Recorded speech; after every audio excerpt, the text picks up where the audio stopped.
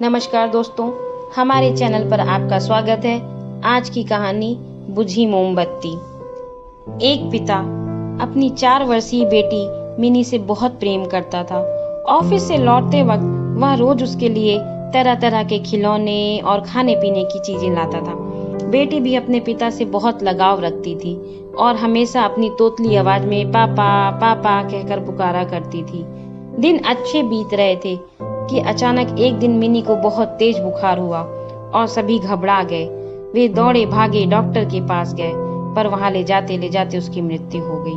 परिवार पे तो मानो दुखों का पहाड़ टूट पड़ा और पिता की हालत तो मृत व्यक्ति के समान हो गई। मिनी के जाने के हफ्तों बाद भी वे न किसी से बोलते न बात करते, बस रोते ही रहते। यहाँ तक कि उन्होंने ऑफिस जाना भी छोड़ दिया और घर से निकलना भी बंद कर दिया। आस पड़ोस के लोगों और नाते रिश्तेदारों ने उन्हें बहुत समझाने की कोशिश की, पर वे किसी की ना सुनते। उनके मुख से बस एक ही शब्द निकलता, मिनी, कहाँ हो तुम मिनी। एक दिन ऐसे ही मिनी के बारे में सोचते सोचते उनकी आंख लग गई और उन्हें एक स्वप्न आया। उन्होंने देखा कि स्वर्ग में सैकड़ों बच्चियां परी बनकर घूम रही हैं। सभी सफेद पोशाकें पहने हुए हैं और हाथ में मोमबत्ती लेकर चल रही हैं। तभी उन्हें मिनी भी दिखाई दी। उसे देखते ही पिता बोले, मिनी मेरी प्यारी बच्ची, सभी परियों की मोमबत्ती जल रही है, पर तुम्हारी बुझी क्यों है? तुम इसे क्यों नहीं जला लेती?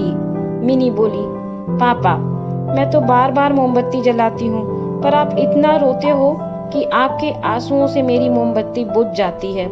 ये सुनते ही पिता की नींद टूट गई। उन्हें अपनी गलती का एहसास हो गया। वे समझ गए कि उनके इस तरह दुखी रहने से उनकी बेटी भी खुश नहीं रह सकती और वह पुनः सामान्य जीवन की तरफ बढ़ने लगे।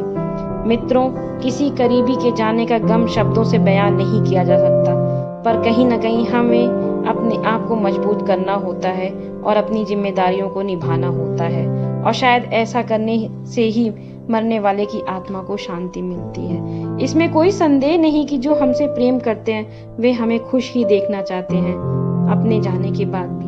धन्यवाद।